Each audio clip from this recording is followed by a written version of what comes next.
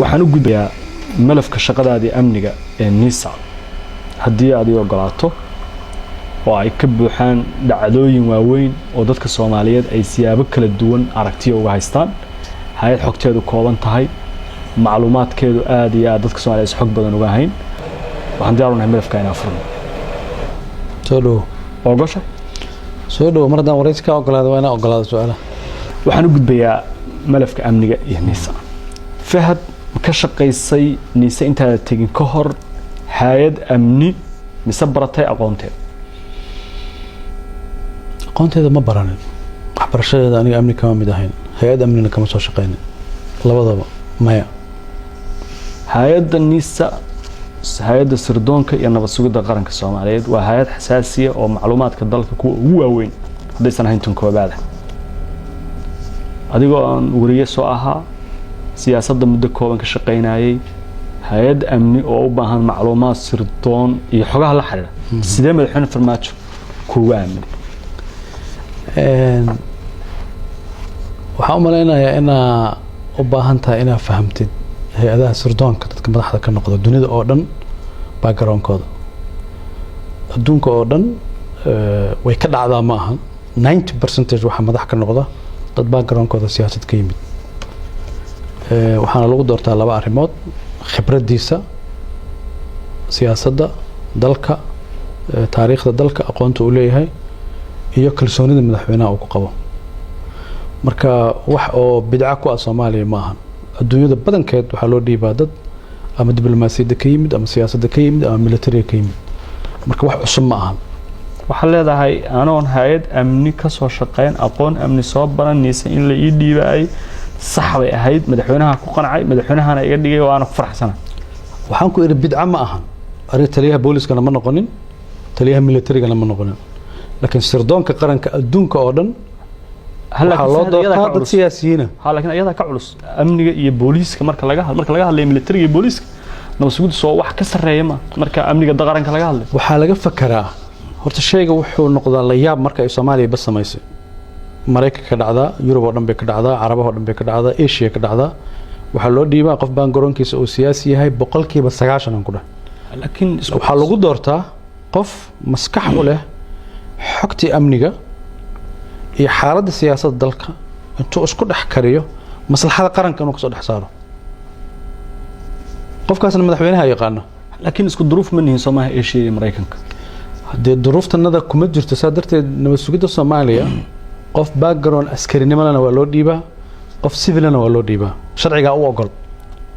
Agosto 2018 ayaa laga dhigay agaasimo ku-xigeenka hay'adda NISA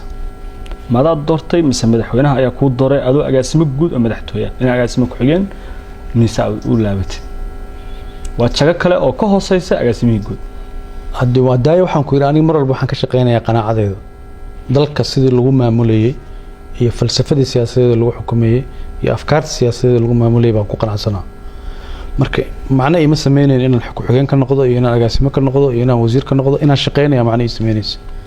NISA marka aad timid iyo maanta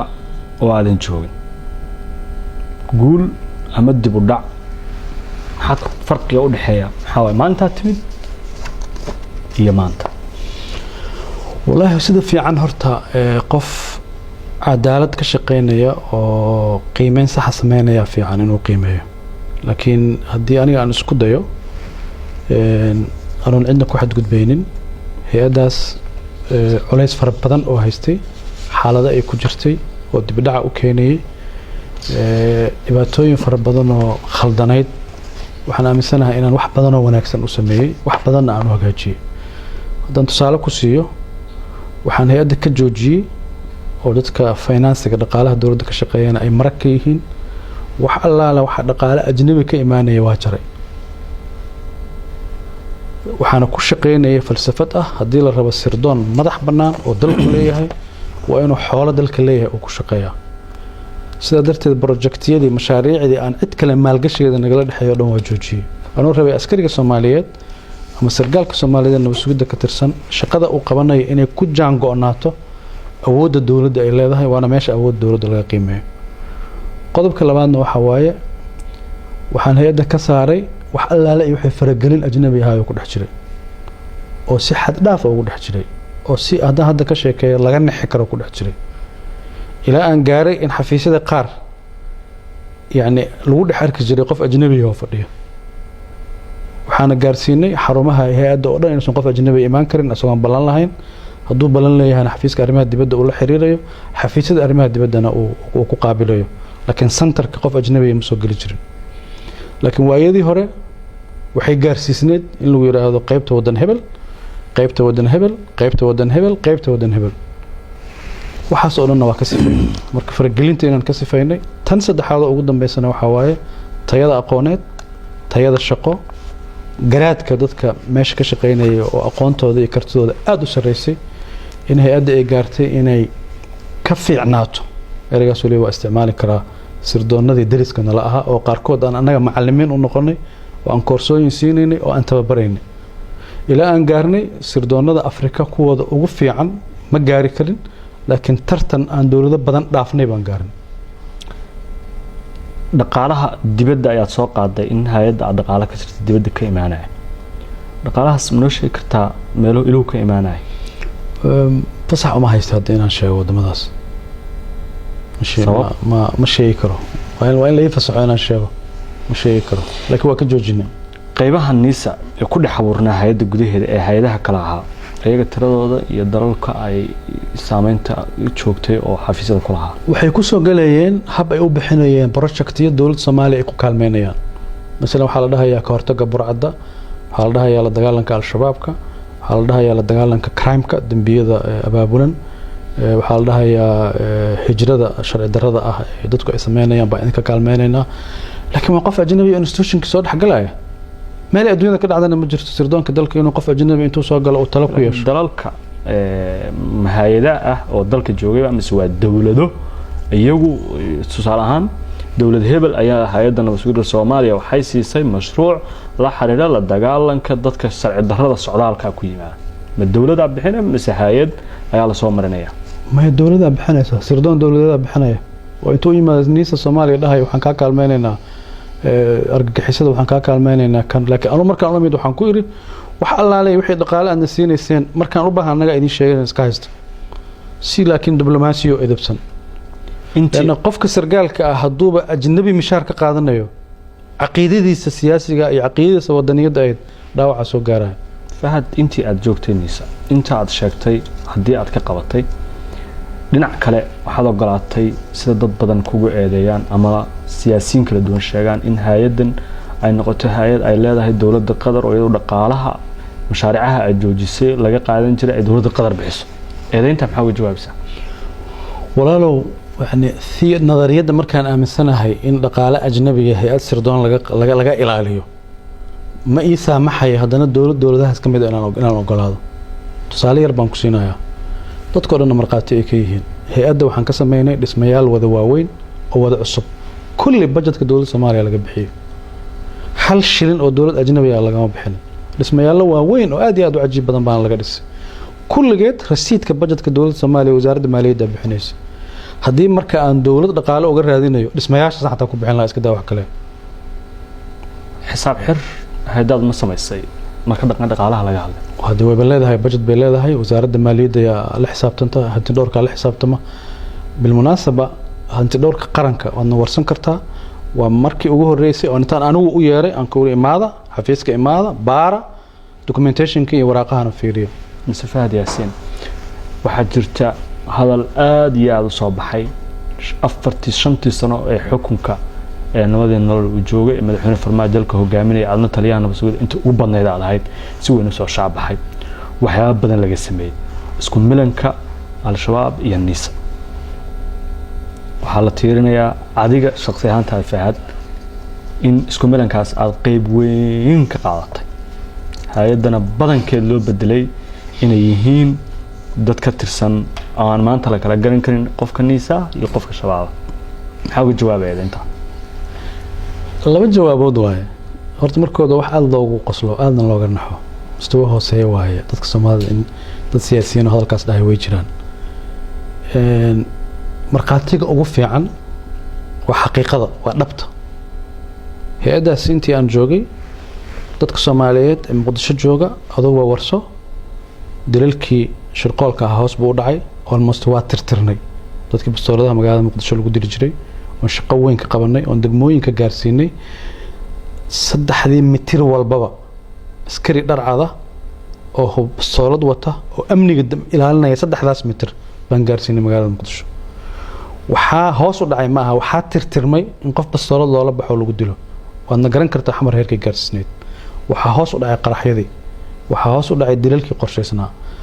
waxaan gaarsiinay dadka magaalada Muqdisho xildhibaanada iyo siyaasiyiintu inay xaafadaha qaarkood intay sii fogaadaan ay xaafado kale ay ku noolaadaan 2018 amniga magaalada Muqdisho ma soo fiicnaaday mise waa sii halaabay dadka shacabka Soomaaliyeed warso marka ereyga isku milanka ma aqaano wax laga wado hataa yani macnaha uu sameeyay aniga ma garanayo laakiin hay'adda sirdoonka Soomaaliyeed awood ma u yeelatay inay xogta al-shabaab hesho awood ma u yeelatay inay shabaab intay dadka ka shaqeeya oo xogta u keeni kara inay intay dhex gasho xog qaranka anfacaya ka soo hesho laakiin haddii aanu annaga isku milanay amniga magaalada Muqdisho sida u wanaagsanaada uma wanaagsanaadeen adiga fahad al-shabaab xiriir toos ah la leedahay lagu weedaya walaahdo magaca kuugu baxay ee la kunyada lagu raaciyo ama la qabka ama Abu Amaar magaca Abu Amaar horta waxa bixiyay dawlad ajnabi ah oo dhibsanaysa Soomaaliya horumarkay gaartay waxayna u soo dhiibtay dad ayaga u shaqeeya oo magacaas faafiyay dawladdaas wata marba magaceeda hadina sheego laakiin Abu Amaar hadda aniga kula hadlay ceeb ma arko Amaar wiilkayga la dhahaa Abu Amaarna waa magac ceebna ma ahan khaladna ma ahan adigoo wiilkaaga curadka hadii lagu magac daro khalad ma arko laakiin waa magac la rabo in si kala loo dhigo laakiin aniga ceeb ma arko Abu Amaar aniga Abu Amaar baa maxaa khalad ku jira ma jiro wiilkayga la dhahaa Amaar ma jiro ayaad leedahay xiriir ama wada shaqayn nooca doonta ugu yar ama isku milan oo u dhaxeeya al-shabaab iyo nisa fiiri waxa la fiiriyaa qofkaanu waxa uu qabtay ma al-shabaab ay u adeegeen waxa ay siisaa ficilkaas oo dhacay baa saas ahaa laakiin magaalada Muqdisho amnigeeda dawladda Soomaaliyeed ee xilligaas maamuleysay ma hagaajisay way hagaajisay ma hormarisay way hormarisay dadka erayga faafinaya waa dad dhibsanaya awoodda aanu ku dhaxyeelanay al-shabaab dhexdiisa xogta inaan ka heli karno Fahad Yaasiin waa kaaga mahad celinaya waraysiga mar kale marar badan Twitter-ka hay'adda NISA waxa lagu baahiyay macluumaad la xiriira waxa ka dhex jira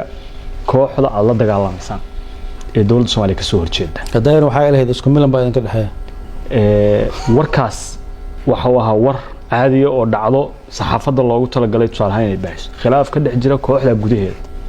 maxaa Twitter-ka NISA loogu baahay yaa way saxaafadda ku dhacday inay qorto xamar joogto maba awoodaan be they can't saxaafadda Soomaalidu waxay awoodaa inay ka hadasho waxa gudaha ka dhex jira kooxda intay ka ogaan karto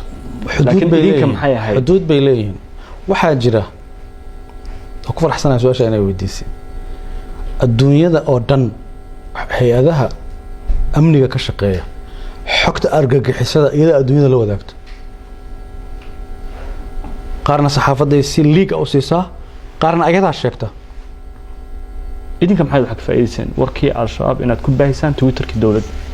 Twitter-ka kala noqotaan ayagu Twitter-ka NISA ay leedahay waa Twitter loo sameeyay in shacabka Soomaaliyeed xog amni ay ku helaan waxaaba loo furayba dadka in loogu warbixiyo marka warbixinta xasaasiga oo aysan warbaahinta Soomaalida awood u lahayn inay sheegaan annaga xaq u leenahay sheegno Twitter-ka dhanba waxa loo furay inuu umada lagu hadlo fariinta warkiinu gudbinayay ee gudaha kooxda gaarayay maxay macnaha ka leeyahay waxa waaye labo horta inaan u sheegno inaan xogtooda ogna labo inaan umada Soomaaliyeed oo la cabsi galay inaan u sheegno wuxuu inaysan wax weyn oo laga cabsadaba ahayn labadaas qodob ugu muhiimsanaa mararka qaarna waxaan u sameeynay khatar amni oo dalka ku soo socotay baan si sophisticated ah oo xirfadaysan baan u sheegaynay markaan xogtaas ay liigarowdana dadkii mu'aamarada ka shaqeynay oo dhan waa kala carar jireen marar badanna way dhacday waxaan rabaa intii hay-addan aad joogtay waxaa dhacay khilaaf siyaasi ah khilaafka siyaasiga wuxuu ku saabsanaa kiiska Jubbaland Fahad waxa uu ahaa badhigaha dawladda iyo dawlad goboleedka Jubbaland ee arinta u dhaxaysa qofka dawladda Soomaaliya metelay ee wada hadalka kula jiray maamulka Jubbaland xilligii 2018 ilaa 2019 sax ma tahay sida haday ii weydiiso kala waay aniga dawladda mas'uuliyiinteedan kamid ahaa marka dhacdo kasto dawladda Soomaaliya khusayso qaar kamid ah qayb waa ka noqon karaa okay marka Jubbaland teeda inaan qayb ka noqdo de shaqadeeda laga yaabaa inay sabab 2018 saan xogta ku hayo waxaa jiray kulan dhex maray adiga oo Fahad oo ka socda dawladda federaalka ee Soomaaliya gaar ahaan taliyihii nabad sugidda ahaa ama metelay madaxweynaha qaranka Axmed Madoobe oo ah madaxweynaha dawlad goboleedka Jubbaland iyo madaxda ugu sareeya laamaha amniga ee Kenya mid kamid ah kulankaas inuu ka dhacay Nairobi looga wada hadlay inaad Kenya ka dalbateen ka dawlad federaal ahaan arinta Jubbaland ee gudaha ah inay faragelinta ka dayso ay kala shaqeyso sidii Axmed Madoobe idinku oo khilaaf xiliga idin dhaxeeyay aad isku fahmi lahaydeen kulankaas ma dhacay kulankaas wuu jira aniga Axmed Madoobe inaan mas'uuliyiinka Kenya la kulanay doodeedana ay ahayd inaan Kenyaanka u sheegaynay Soomaaliya arrimaheeda faraha ka qaada arinta Jubbaland faraha kala baxa faragelinta Soomaaliya faraha kala baxa wixii aad Soomaaliya uga baahantiin xamar la soo xiriira dawladda dhexe kala soo xiriira Axmed Madoobe oo fadhiyana u sheegay waliba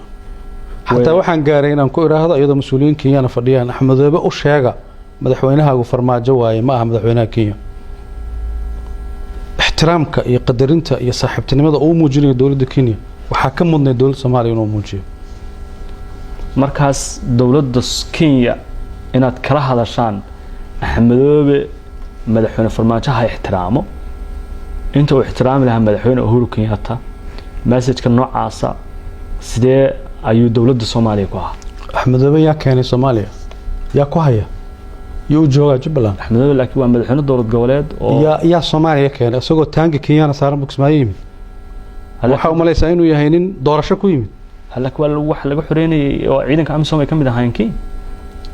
هذا الشكوين كموقته وإسليليهم هذي الإسراع راعينا وإسراع راعينا هذي لك الجرنا ولا كلا جريا أحمد مذوبي سيدي سبا ومشروع أجنبي هو لوجو بيري صوماليا صوماليا أنا كنول هذا سكلا كوجوديو أحمد مذوبي وكنسر سياسة الصومالية كجرا maalinta uu siyaasadda Soomaaliya meel uga baxo maalintaasina Soomaaliya hagaagisa Axmed Madoobe waa madaxweynaha dawlad goboleedka Jubbaland waxaana uu kamid yahay madaxda ugu xukunka dheer ee joogtay dawlad goboleedyada mana aha annagu ma hayno halka aad ugu yeertay kansar inuu kansar ku yahay siyaasadda Soomaaliya 2018 kulankaas waxaan ogaanay xogta sida aad u sheegay si kale inay ahayd oo ah inaad ka wada hadasheen Kenya Axmed Madoobe inuu madaxweynaha dawlad goboleedka sii ahaado teeramka u bilaabanaya Agoosto 2019 idinkana uu idin fulinayo mashruuciina ku wajahan idinka markaa leeyahay dawladda federaalka ayaa ula jeedaa idin fulinayo mashruuciina ku wajahan 2021 doorashada inuu xildhibaanada idinka saacido sidana ku soo heshiiseen ma kulanka heshiisku ma dhamaanin khilaaf ku dhamaaday annagoo isfahminaan soo kala tagnay haddii aad dib u xusantahay taariikhda diyaaradii Muqdisho markaan imaaday oo elboor ka soo degay intii hawada aan soo saarnaa waa xiriir Kenya u jirta Soomaaliya marka sidee xiriirka ugu jirta hadaan ku soo heshiinay Kenya annagoo iskhilaafna soo kala tagnay Kenya marka aad la kulantay inay ka codsatay in ay ka tanaasushaan dacwadda badda si ay iyana malafka Jubbaland ku wareejiyo masaxda siyaabo kala duwan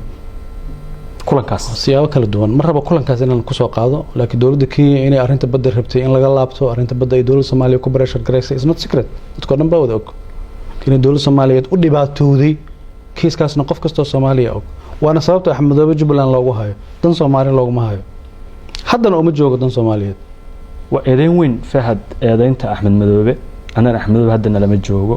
ee aad ugu yeertay inuu kansar ku yahay siyaasadda Soomaaliya intii aad joogteen wax yar baan ku sheegayaa ma jeceshahay inaad barato quraanka kariimka ah iyo culumta shariicada ugu kaalay markaska Nuureyn online oo baro adigoo gurigaaga jooga quraanka higaada iyo culumta kale islaamka wixii faahfaahin kala xiriir nambarada shaashada kaaga axmed madoobe madaxweyne cabdullaahi yuusuf waa la diriray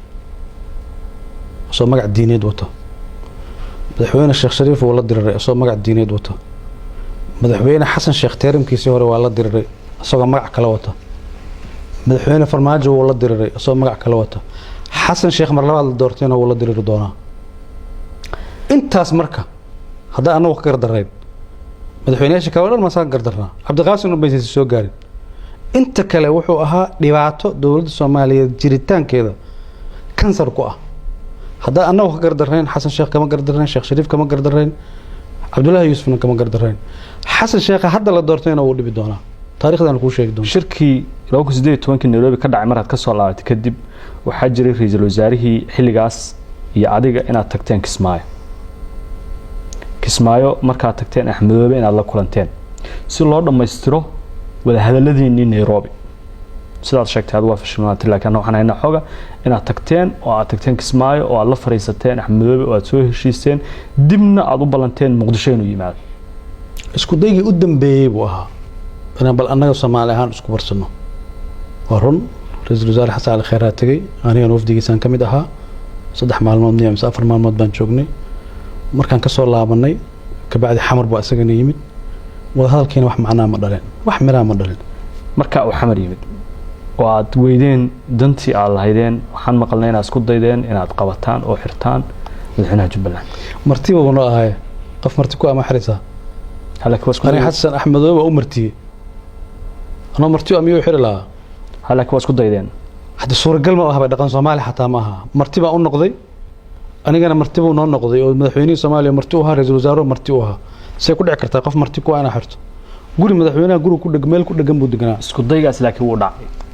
inaad isku daydeen inaad xakisaan oo aad halka ku haysaan inta doorashada Jubbaland ay dhacayso maadaama heshiiskii uu fulay wala khuraafaad way waxaas dhaqan Soomaali ma ahan Axmed wadaan is dagaalayno asagoo martino alama dagaalayno 2019 Agost isla Jubbaland ku jira doorashada martiqaadka uu xamar ku yimid madaxweynaha u diray madaxweynuhu u yimid way wada hadleen way sheekaysteen waan soo tashanayaa buu yiri marka si ay ku iman kartaa ani ma garanayo isku fahmo way marka faham la'aanta maxaa keenay maxaa waxa weyn ee idin dhaxeeyay ee aad isku haysan root-ka dhacdada ugu weyn dan Soomaaliyeed baa la isku khilaafay maslaxada Soomaaliya la isku khilaafay maslaxada Jubbaland taala oo dan Soomaaliyeed maslaxada Soomaaliya kamid tahay Jubbaland adiga hal su'aal hadaan ku weydiiyo iga jawaabto qof kasta oo Soomaaliya iga jawaabo way lix madaxweyne oo la dirigsan way oo kaliya u joogaa لكن ودي أدون كنا وايز بدلا رجين كايز بدلا مدحونية الصومالية إز بدلا مدحونية كينيا إز بدلا لكن دورشوين دعي ولا صوت دورت أحمد ولا صوت دورت كم جو هذا إنه حكوا جو سيدا طبعا دورش صندوق لا دقي ولا صوت دورت دولة دون أقبل شيء سيدا لو دورت وأنا قانا هلك واضح أنا مرة كان أدو قصلي وحكم بدل مرة أحمد دورش حرة وكشكل هلك واضح بشين نتيجة دورش دولة الصومالية ويقبش مدحونا الصومالية صوت صاري إنه نتيجة دورش أقونسين ما soo saarin Djibouti markuu aaday madaxweynuhu ma soo saaray wuxuu soo saaray inuu 2 sano oo ku meel gaar uu siiyay isagoo u turaya wada hadaladii doorashada federaalka inay socdaan oo Puntland ay shardi ka dhigatay inay Jubbaland soo fariisato maanta waxaan aaminsanahay Puntland inay ku khasaartay xiriirka ay Jubbaland la sameysatay waagaas madaxweynayaal hore oo xukunka soo maray iyo siyaasiyiin badan 2019 doorashadii markay dhacday Axmed Madoobe hawadaad ka xirteen waa la dagaasheen dagaalkaas intaan aadan ka hor diyaarada ciidanka Ethiopia ay leeyihiin ayaa lagu eedeynayaa adiga fahdan malafka inaad haysay in dawladda Ethiopia laga soo kareeyo commando si ay Axmed Madoobe u qabtaan oo weeraraan Kismaayo hawadana laga celiyay Axmed Madoobe eedeyntaas oo ay shirqool adoonaysan inaad dishaan ayuu marar badan sheegay maantay waa markii ugu horeysay aan fursad u helay su'aasha inaan ku weydiiyo ما صحبة إن أتكشف شرقول أحمد اللي قد لي ودولد كلا إثيوبيانا وصوماليا وكم مدح بنان وحبك قلنا وسعودك ستان فيري عالم المؤامرات وهي وحى شيء أنا وحى في عنا كشك إنه سياسة عالم المؤامرات مركب وإيماجينيشن واسك قياس صادع دونته قف اسك وريري أو كل شيء كيسني وحى كل شيء كيسن كره مركب وحنا شيء أنا وحنا فهمنا معهن ريع العروس نوايبه marka dawlad Soomaaliyeedna saa uma shaqeyso institution qaran soo ama shaqeeyo kala aragti duwanaanshaha waa mawduuc laakiin wareeyada ay isticmaalaysid ereyo dawladnimo iyo qarannimo iyo dib u dhis iyo dal iyo saa loogama shaqeeyo waxba kama jiraan inaad arrintaas ku daydeen hadda fikirkaas ma imaan karaba aragti siyaasadeed waa gooni loolan siyaasadeed waa gooni laakiin sidaas mu'aamarada loo alifayo adduunyadana uma shaqeysaba laakiin fahad madaxweynayaal hore iyo dad sare iyo Axmed Madoobe oo ah sheegan uu dhibbanay yahay ayaa sheegay war sahlan ma cidda la eedeynayna waa fahad asaga raba inuu cadeyn keeno hadda asaga raba inuu cadeyn sheego dawladda Itoobiya kismaayo joogaan marna kalamin waa isku dayeen inay airport-ka tagaan oo ay diyaaradaha soo dhaweeyaan maalintaas dhaqaaqaas waa jiray fiiri xiriirka Itoobiya iyo Axmed Madoobe kala dhaxay taariikh dheer waay taas adiga la raba inaad baartid ciidamada Itoobiya waa joogaan ciidamada Kenya waa joogaan it's not secret Axmed Madoobe isku dayeen sidii roobo inaad soo xirtaan waay maxaa soo xireenaa madaxweyne meel joogo maamul haystee laakiin sida maamulkiisa adiga hadda dhaliilaya oo leh waa kansar oo ma aqoon hadda asaaliib siyaasiya kula macaamilayna asaaliib military say lagu macaamala say ku imaanay oo madaxweyne meel la doorto fadhiya ama wada sax lagu doorto ama wada khaldan lagu doortay wuu fadhiyaa Axmed Madoobe dantiina markii siyaasiga ka weydeen 2020 dib idin dhiso in dagaal adag oo la fijabisa oo ilaa diyaaradaha in laga xiro in la go'doomiyo in diyaaradaha hawada ku jirta laga saaro raadaarka ilaa heerka la gaarteen masaalixda arinta diyaaradaha waxay khuseysay diyaarada ajnabi ah baa dalka si sharci darro ku soo galay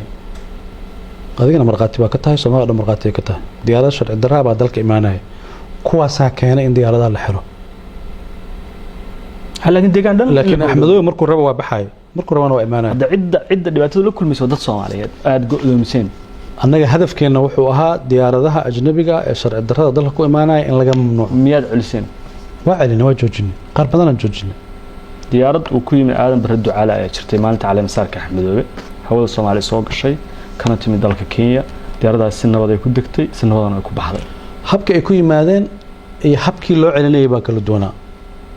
waxay ku yimaadaan habay ka dhigayeen inay ciidamo amisom yihiin waji kale ku imaanayeen ana qabatayntii diyaaradeed ee Jubbaland saaray inay sax ahayd baamsintahay waxna mogtahay waa sax waxna waa khalad oo mowduuc kale laakiin waxaan ka hadlayaa go'aanka waxa dhaliyay waxay ahayd hawadii Soomaaliya oo dal shisheeye si sharci darro ku soo galay Axmed Madoobe dagaalkiisa su'aasha ugu dambaysa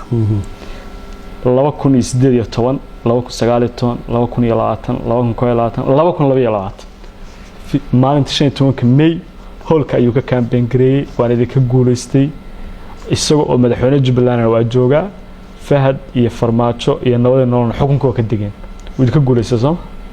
wada sabarmalan maxay dhib leedahay anaga mabaadiida inay waxaan aaminsanayn baan ku shaqeyneen oo aniga hadda kule waa kansar laakiin waa idinka guuleystay hadda siyaasadda Soomaaliya in laga badiyo ceeb ma aha khaladna ma aha doorashada mar baa gashaa wad guuleysan mar kale aad gali ma guuleysanaysid waa natural adduunka oo dhan bay ka dhacdaa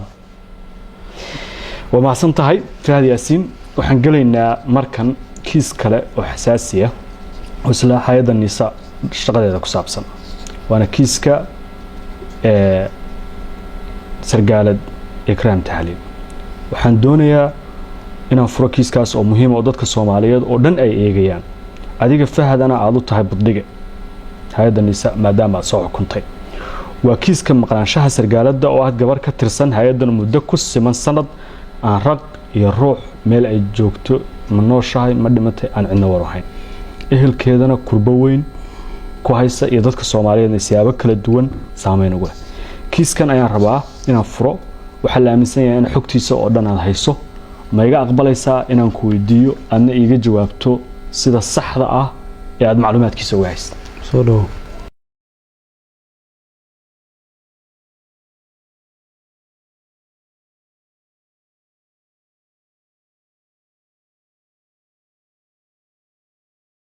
bishaaro waxaan kuugu bishaaraynayaa application-ka Baysi waxa uu ka caawinayaa inaad ehelkaaga lacag u dirto adigoo jooga gurigaaga iyo goobtaada shaqada loo diraha lacagtu waxay ugu dhacaysaa telefoonkiisa gacanta Baysi waxaad ka heli kartaa App Store-ka iyo Play Store-ka